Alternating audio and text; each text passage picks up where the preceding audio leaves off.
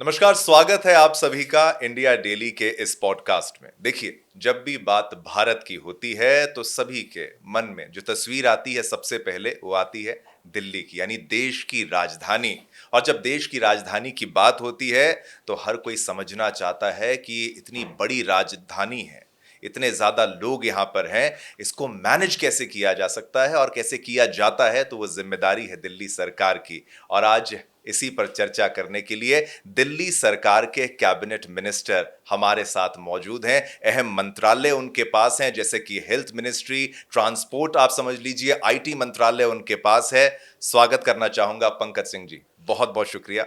बहुत आपने बहुत अपना धन्यवाद। कीमती वक्त निकाला और इस पॉडकास्ट में हम ऐसे सवाल पूछेंगे जो शायद दूसरों ने ना पूछे हों, और आपकी पर्सनल लाइफ से लेकर हर वो प्रश्न पूछेंगे। और जो आप कहना चाहें, मैं कहूंगा बिंदास बोलिएगा, खुल के बोलिएगा।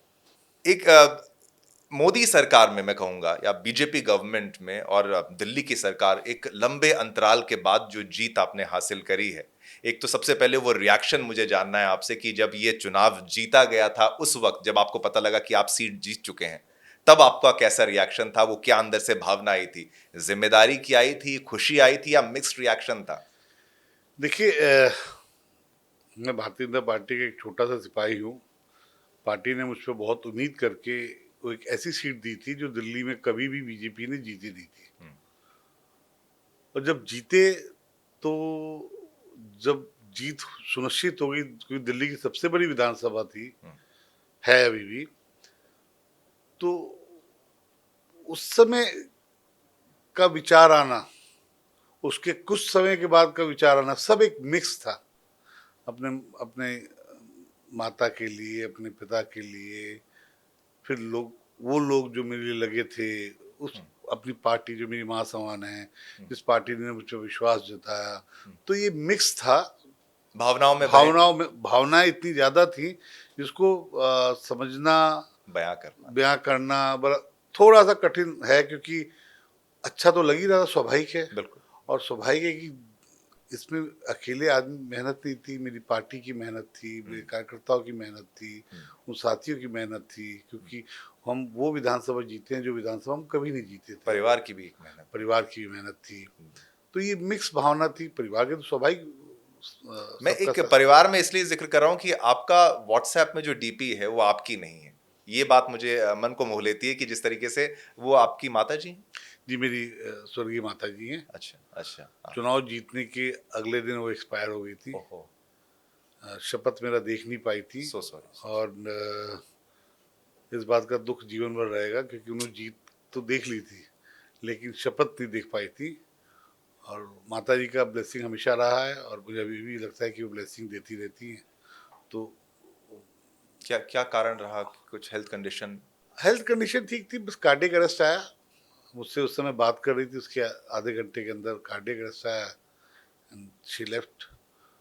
और जो भी समय उनके साथ गुजारा है वो समय याद आते हैं, और मन में वो यादें लेकर हमेशा संजोते हैं और याद रखते हैं। वो बचपन में अपने हाथ से खिलाना, और वो बचपन में हम तीन भाइयों को आधे मक्खन में सबको खिला के, ब्रेड के साथ दूध पिला के स्कूल भेजना। और जब हम घर आए, बड़े हुए, घर आए, तो थकान में हमारे लिए खाना खिलाना, हमारे लिए सोचना, उन्होंने अपनी जीवन हम तीन भाइयों के लिए सोच के बहुत गुजारा संघर्ष है, किया, बहुत तो संघर्श किया, संघर्ष बहुत। किया है। तो लेकिन ये उनके संस्कार और उनकी मेहनत रंग लाई, आप एक अच्छे मुकाम पर हैं और जी, आगे आगे बढ़ेंगे, आगे जी, बढ़ेंगे बिल्कुल।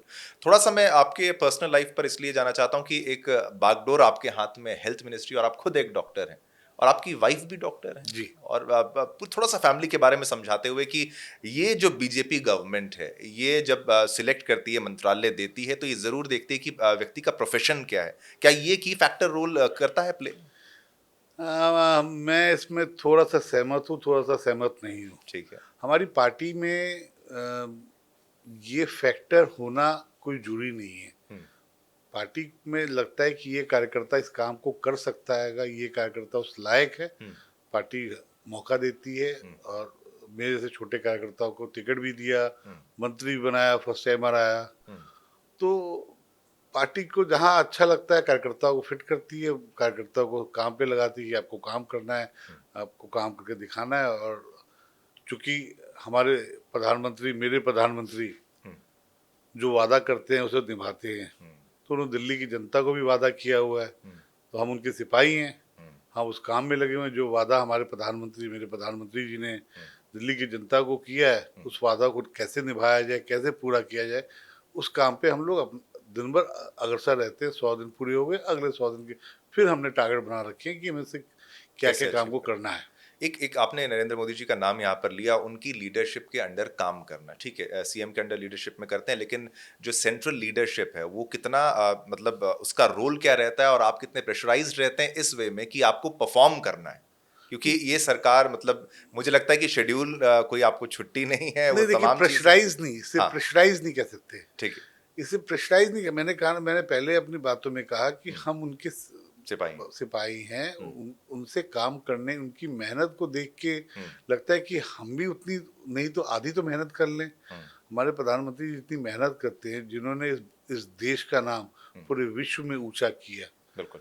तो लगता है कि जो वादा उन्होंने दिल्ली की जनता को किया है, उन्होंने किया है, एक बेंचमार्क सेट किया। तो उनके वादे को पूरा करना एक सिपाही के नाते, भारतीय जनता पार्टी के कार्यकर्ता के नाते हमारा फर्ज हमारा फर्ज है कि उसे निभाना चाहिए और पूरा करना चाहिए, और उसी मार्गदर्शन पे हम लोग काम करें। प्रेशर कुछ नहीं होता है।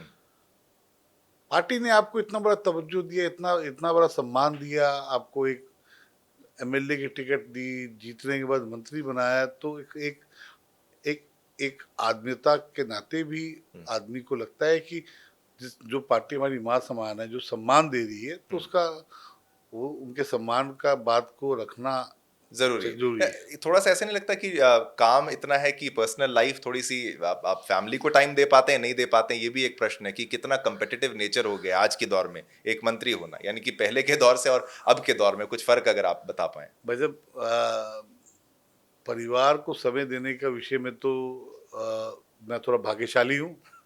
भाग्यशाली इसलिए हूँ कि मेरी वाइफ भी पॉलिटिकल बैकग्राउंड से आती है, अच्छा, हाँ। तो समझती है कि क्या होता है। क्या होता है। उनके पिताजी भी मिनिस्टर रहे, फॉरेन मिनिस्टर रहे, फॉरेन स्टेट मिनिस्टर रहे, एम्बेसडर भी रहे। हाँ, पर तब भी समय देना वाली विषय से ज्यादा लगता है कि हम दिल्ली की जनता को कितना और बेनिफिट दे सके। सच्चाई बता रहा हूँ, बिल्कुल। कोई बनावटी बात नहीं। दिल्ली की जनता को कितनी बेनिफिट दे सके, ये दिमाग में 24 घंटे चलता है, क्योंकि दिल्ली का हाल बहुत बुरा करके पिछली ठीक। सरकार गई है, तो उसको जितना अच्छा फायदा कर सके, अच्छी सुविधा दे सके, जो उनका हक है दिल्ली वालों का, तो दिमाग में चलता रहता है। और बड़ी उसके ऊपर, हाँ, रिस्पॉन्सिबिलिटी है। उसके लिए हम लोग लगे रहते हैं। दिन भर दिमाग में हमारे सारे मंत्री, मुख्यमंत्री सब इस काम में लगे रहते हैं। बिल्कुल। ये एक प्रश्न ये कि आपने राजनीति की बात की, आपने अपनी वाइफ की बात करी, लेकिन आपका इंटरेस्ट एग्जैक्टली कहाँ पर जागा था राजनीति में, वो थोड़ा सा सफर अगर शॉर्ट में समझा पाए हमारे दर्शकों को। देखिए, और अच्छे कुछ पल जो याद हो आपको कि भाई ये मुझे शेयर करना बनता है इस देखिए पॉडकास्ट देखिए मैं स्टूडेंट लाइफ से पॉलिटिक्स में रहा हूँ। मैं पेशे से डेंटल सर्जन हूँ। और तो कैसे टाइम थोड़ा बैलेंस करके चलना पड़ता हो। आ, कहा जाता है ना कि बिहारी बचपन से ही राजनीति करना जानता है, लेकिन मैं स्टूडेंट से ही, लाइफ से, कॉलेज लाइफ से पॉलिटिक्स में रहा। आपके पिताजी भी? मेरे फादर साहब एडिशनल कमिश्नर रहे या अच्छा। सरकारी नौकरी में रहे। हाँ। मेरे खानदान में मेरे सिवा कोई पॉलिटिशियन नहीं है। ठीक है।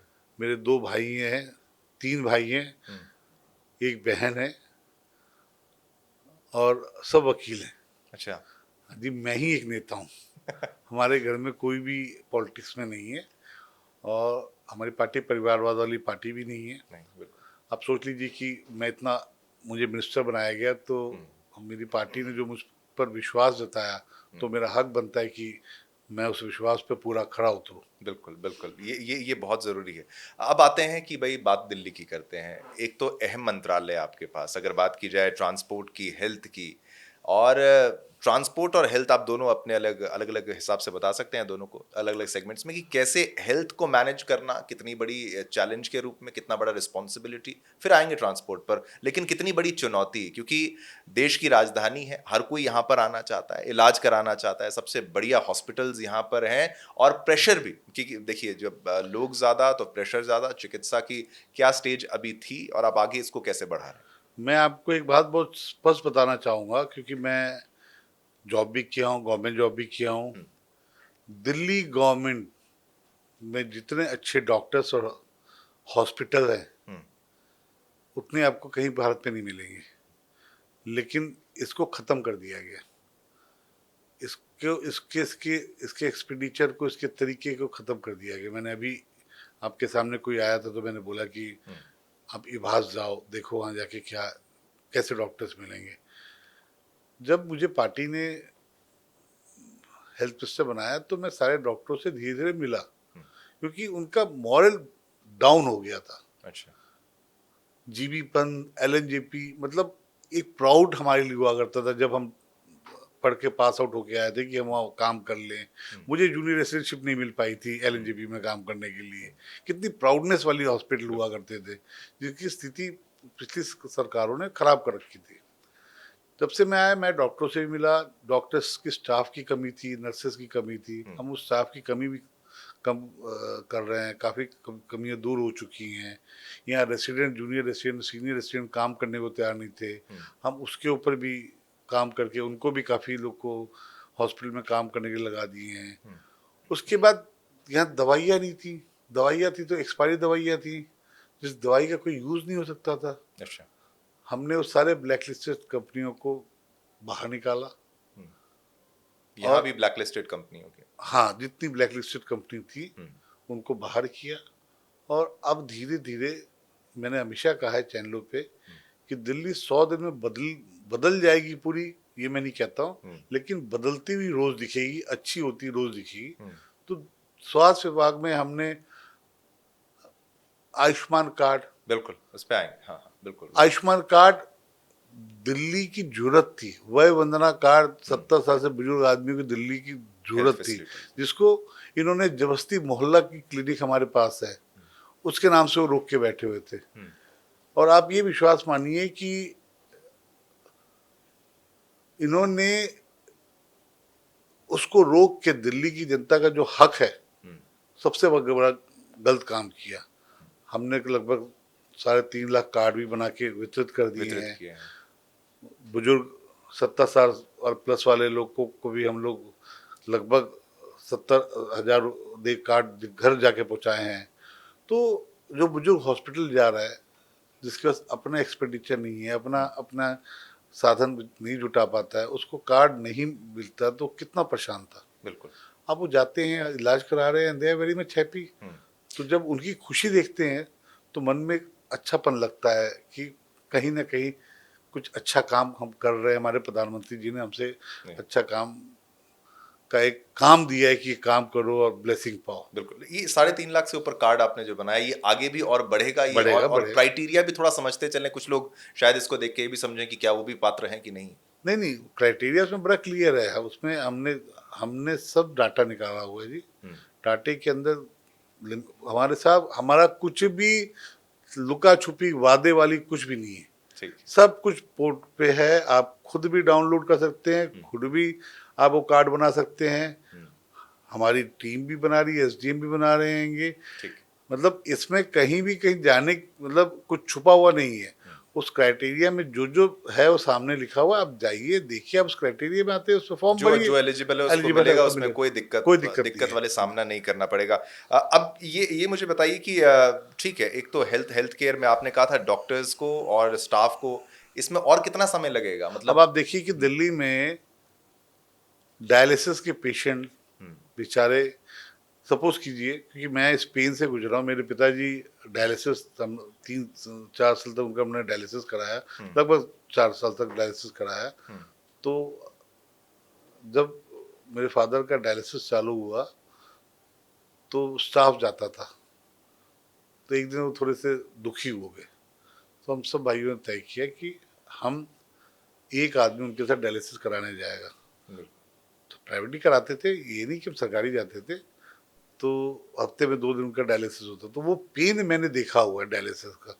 अब जिस पेशेंट, जो गरीब आदमी के सरकारी हॉस्पिटल में आ रहा है, जो प्राइवेट में नहीं जा सकता, मैं माफी चाहूंगा, गरीब नहीं कहूंगा, जो नहीं जा सकता, और उसको मंडे की जगह आप थर्सडे तक वो डायलिसिस नहीं करा पा रहा है, तो उसकी उसकी बॉडी का क्या हाल होता है, ये आप सोचिए। मृत्यु के करीब ही हो जाएगा। बिल्कुल। और अभी हमने लगभग 150 डायलिसिस सेंटर चालू किए हैं, और भी चालू करेंगे। गवर्नमेंट में सारे। गवर्नमेंट भी चालू किए, ठीक है, हाँ। और भी चालू करेंगे। अगले महीने तक हम एमआरआई ले आएंगे, कम रेट में एमआरआई हमारे सरकारी हॉस्पिटलों में आ जाएंगे, 34 हॉस्पिटल में आ जाएंगे। और हम इंश्योर कर रहे हैं कि दवाई कहीं भी कमी का बात सामने ना आए। ये इंश्योर कर रहे हैं, थोड़ा समय लग रहा था, ये इंश्योर कर रहे हैं कि दवाई की कभी की कमी ना हो रहे, हर बुजुर्ग, हर प्राइमरी आदमी को दवा मिले। आप देखिए हॉस्पिटलों में भीड़ किसकी है? प्राइमरी इलाज, प्राथमिक सुविधा आदमी को मिले, तो 80% लोग प्राथमिक सुविधा के लिए हॉस्पिटलों में आते हैं। मेरा मानना है कि मेरे बुजुर्ग, मेरी माता, मेरी बहनें, क्योंकि बुजुर्ग है तो पिता समान है, माता समान है, वो हॉस्पिटलों में जाएं तो लाइन में ना खड़े होना पड़े। उनके लिए हमने आयुष्मान मंदिर बना रहे मंदिर हैं। नाम क्यों दिया, मतलब ये इसका देखिए, मंदिर ही है ना जी, जहाँ पे आपको आपकी इच्छा पूर्ण हो, जहाँ पे इच्छा पूर्ण होती है, जहाँ पे चीज पूरी होती है, उसको एक मंदिर का एक पार्ट माना जाता है। आप मंदिर क्यों जाते हैं? बड़ा होलिस्टिक अप्रोच है, ठीक है, हाँ, मतलब बिल्कुल प्रार्थना करने और अपनी दुखों से निवारण निवारण पाने पाने के लिए जाते हैं, वही तो वो दुखों कुछ से भी हो सकता है। निवारण। वही तरीका है, उसका बात है। मुझे ऐसा लगता है कि एज अ डॉक्टर आप डॉक्टर से भी ज्यादा अच्छा कनेक्ट कर पाते होंगे, स्टाफ की जो दिक्कत मैं है उनको ज्यादा 100% डॉक्टरों को मैंने हमेशा बोला, और हमेशा अपने स्पीच में बोला कि डॉक्टर्स की कोई भी समस्या होगी, उसके लिए दिल्ली गवर्नमेंट और एज वेल एज मैं हमेशा तैयार हूँ। आप सिर्फ दिल्ली की सेवा कीजिए, दिल्ली के लोग की सेवा कीजिए, आपकी समस्याओं के लिए मैं खड़ा हूँ।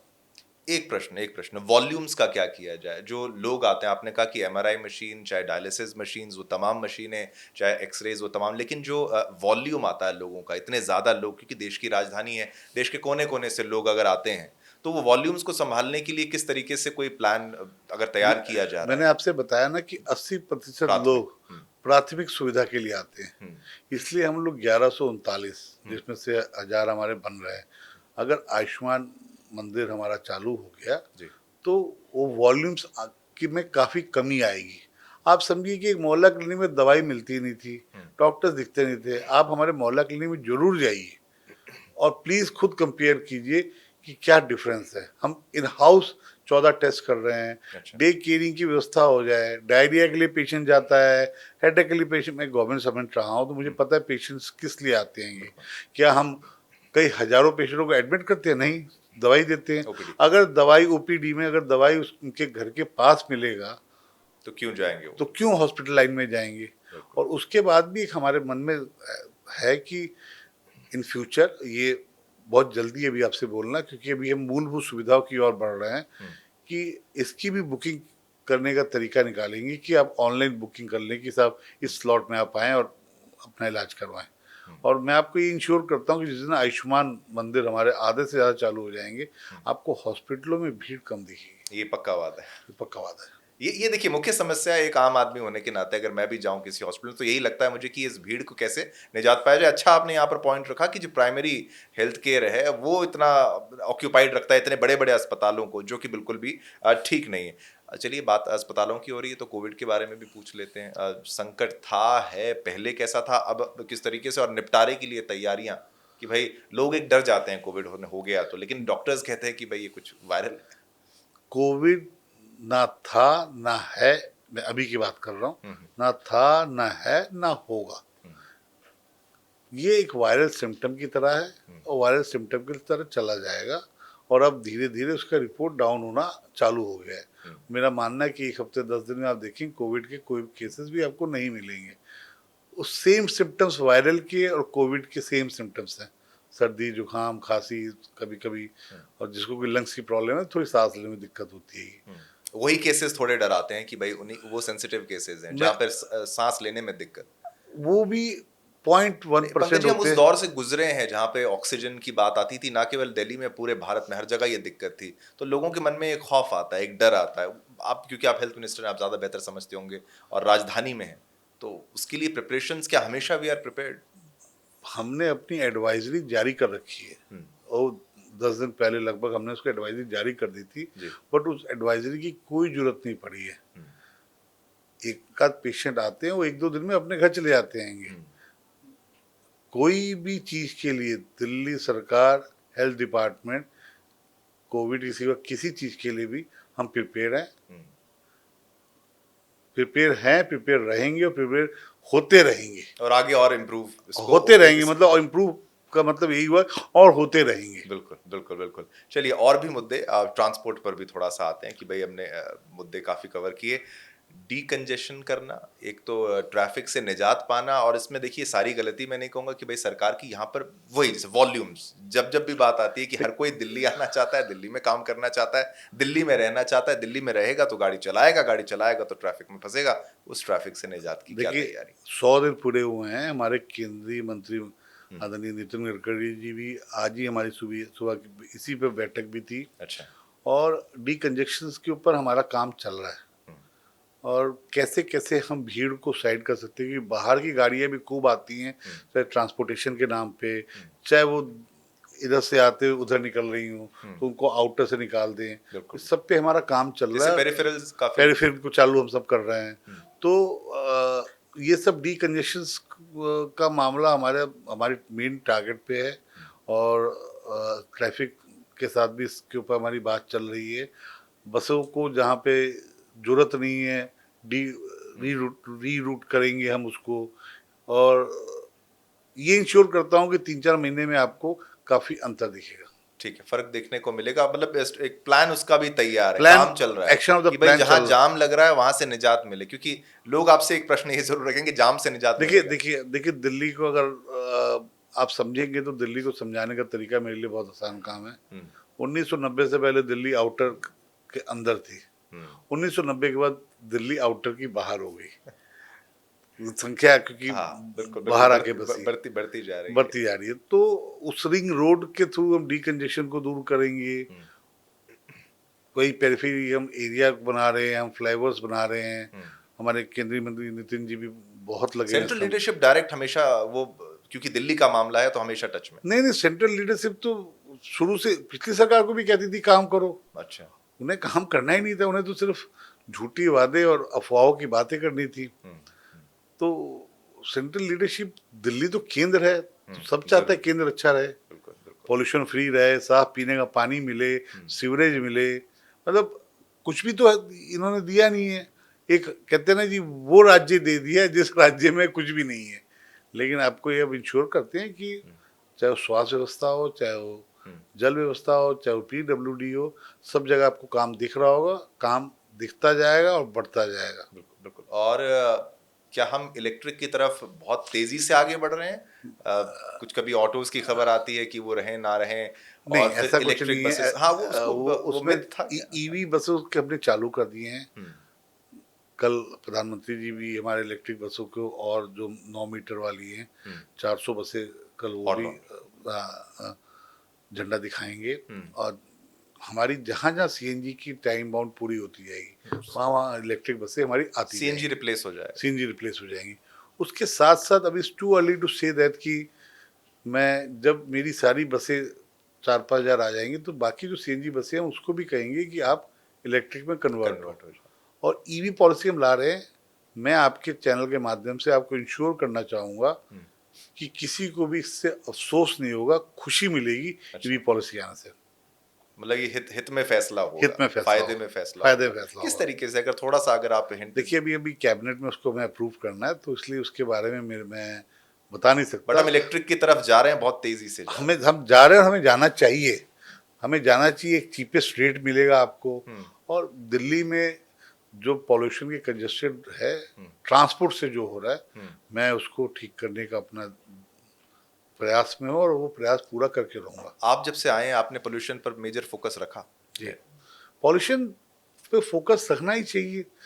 देखिए, दिल्ली की जनता, दिल्ली के नेता, दिल्ली के अधिकारी, दिल्ली के वो हो, हर आदमी हम्म। जो दिल्ली के बारे में सोचते हैं उसे पॉल्यूशन के बारे में सोचना चाहिए, हम्म। क्योंकि हम एक गैस चैम्बर के में रह रहे हैं हम्म। और आगे फ्यूचर में अपने बच्चों के लिए क्या दे रहे हैं। तो उसका एक ही उपाय है कि स्विच टू ईवी।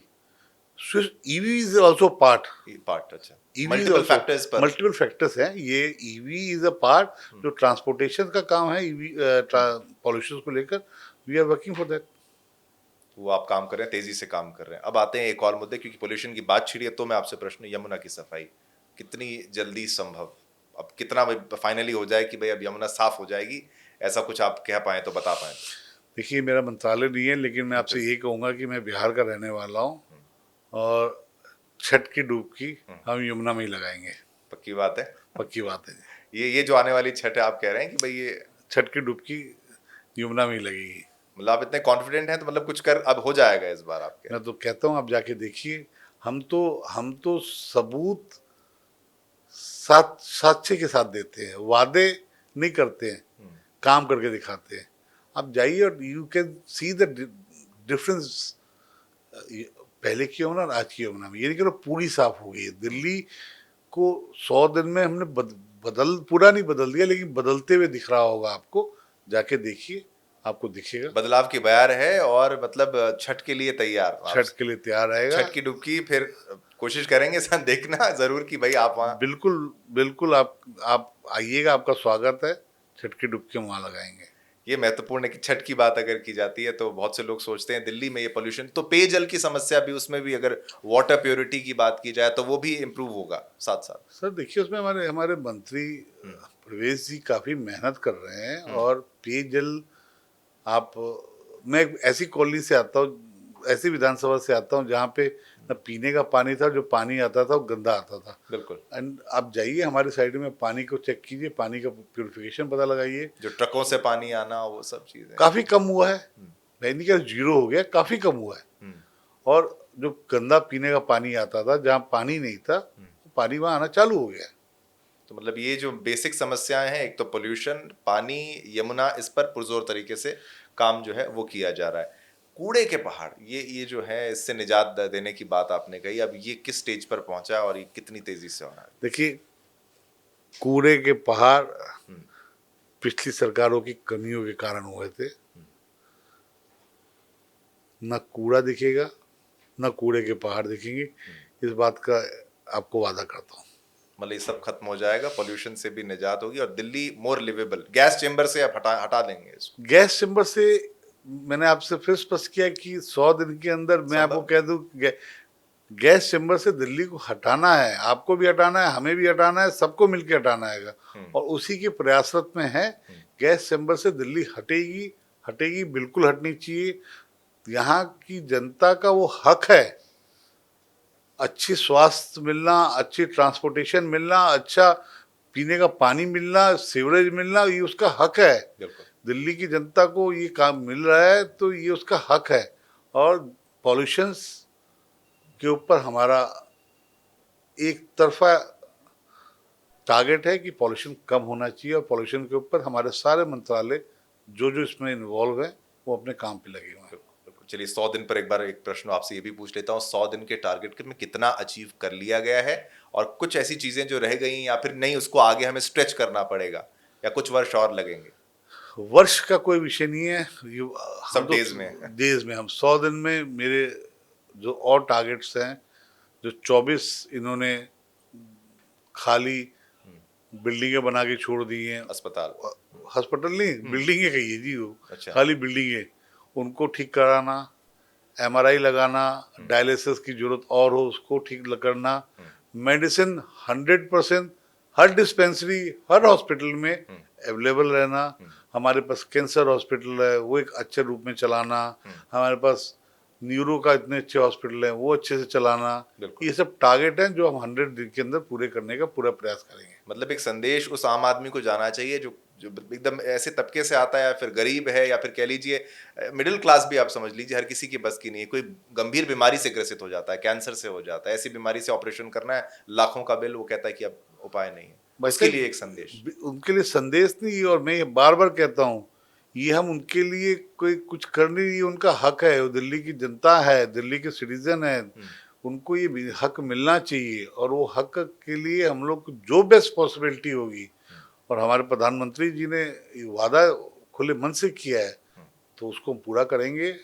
मेरे प्रधानमंत्री जी के हर वादों को मैं अपने डिपार्टमेंट से पूरा करूंगा, इस बात का आपको वादा देता हूँ। और आने वाले 100 दिन का टारगेट भी मुझे आपने बताया कि वो भी सेट कर लिया गया सेट है। कर लिया जी। टारगेट पे टारगेट रखा जाएगा और उसको अचीव करने की। देखिए, जिंदगी में तो जिंदगी जो स्टार्ट हुई है, कहा जाता है ना कि जिंदगी टारगेट, जब हम स्कूल में थे तब तब भी से। टारगेट था, फिर कॉलेज में आए तब भी टारगेट था, तो ये टारगेट तो एक लाइफ का पार्ट है, और टारगेट को जब भी आप रखेंगे तो कुछ पा लेंगे। आप सोचेंगे कि टारगेट चल 2025 में कर लेंगे, 2026 में कर लेंगे, जीवन में कुछ नहीं पाएंगे। और हम लोगों को तो शुरू से सिखाया गया है अपने काम पे लगे रहो, तो काम पे लगे हुए साहब। मतलब ये कुर्सी आराम की नहीं है। कुर्सी आराम की परिभाषा क्या है? आराम किसे कहते हैं? एक एक बुजुर्ग दूर से जाते हुए दवाई मिल जाए, उसका इलाज हो रहा है, और उसको देख के सुकून मिले आपको, वो सुकून आपके लिए आराम है कि उस कुर्सी पे बैठना आपके लिए आराम है? ये सोचने का विषय है। वो बुजुर्ग जो लाइन में ना खड़े होते हुए दवाई उसे मिले, उसका इलाज हो जाए, जो आदमी 20 लाख रुपए का इलाज फ्री में करा के जाए, 10 लाख का आराम, तो वो जो सुकून मिलेगा, उस सुकून से बड़ा चीज कोई आराम नहीं है। जो परमात्मा, उस समय मन करता है कि परमात्मा को हाथ जोड़ के कहें, परमात्मा धन्यवाद कि आपने ये मौका दिया कि हम ये काम कर आप सकें। एक हनुमान भक्त हैं, वो आपकी तस्वीरों से भी मैं देख पा रहा हूँ, राम भक्त हैं, हनुमान भक्त, राम भक्त हैं। तो अब आशा करते हैं कि भाई उन्हीं के आदर्शों पे बिल्कुल प्रभु श्री राम के, हनुमान जी की तरीके से और आगे आप बढ़ते जाएं। और एक लास्ट प्रश्न ये रहेगा कि आयुष्मान मंदिर ही ये सब कुछ अचीव करवाने में संभव करेगा इसको? आयुष्मान मंदिर एक लोगों को जबरदस्ती हॉस्पिटलों से दूर जाने के लिए, प्राइमरी सुविधा के लिए जाने के लिए बचाने का काम करेगा। जिस एक दवाई के लिए एक हमारे बुजुर्ग, हमारी माता, हमारी बहनें दूर जाना पड़ता है, वो ना जा पाए, हम हर क्लस्टर के पास, हर अनऑथराइज इलाके के पास बना रहे हैं कि वो सुविधा उनके डोर टू डोर स्टेप पे रहे। बिल्कुल बिल्कुल। तो पंकज जी, मुझे लगता है हमने सारे विषय आज कवर किए और बहुत अच्छा ये पॉडकास्ट रहा, इंटरव्यू रहा। आपने कई पहलुओं पर चर्चा करी और आगे के 100 दिन या आने वाले 100,000 दिन जो हैं सारे आपके अच्छे जाएं। बहुत बहुत धन्यवाद। बहुत बहुत धन्यवाद, बहुत बहुत धन्यवाद। Thank you so much.